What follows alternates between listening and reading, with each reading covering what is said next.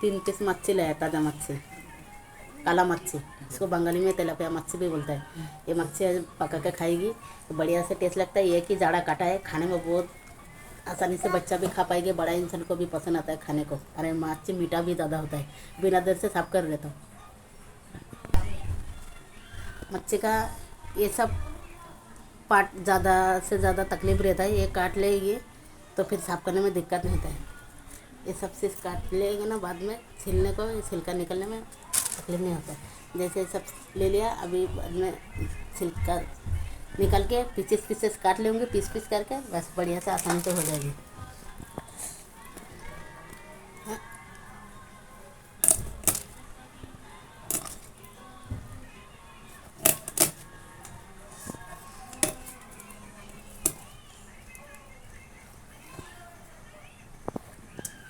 প্রিয় ভাই বোনেরা, বন্ধুরা, এই মাছটা মানে এই মাছের ছিলকাগুলো ছিলার জন্য অনেকে আছে দেখবেন এই সাইড থেকে এই করে, এই সাইডটা এই করলে এই এইটা জিনিসটা বেশি ওড়ে, মানে বেশি ছিটায়।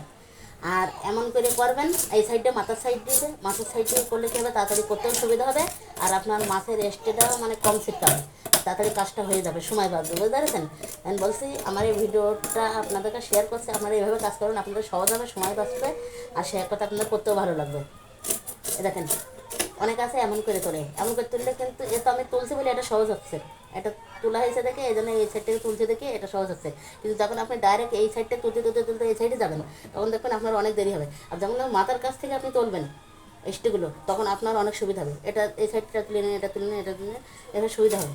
এই জন্য বলছি, অনেকে কিন্তু কাজ পারে ঠিকই, কিন্তু যে কাজে দেরি হয় সেই কাজগুলি করে বসে। সবার কিন্তু একরকম ব্রেন থাকে না, সবার কিন্তু একরকম বুদ্ধি থাকে না। যাই হোক ভাই বোনেরা, আপনাদেরকে শেয়ার করলাম ভিডিওটা, এইভাবে কাজ করবেন, আপনারা শান্তি পাবেন অনেক।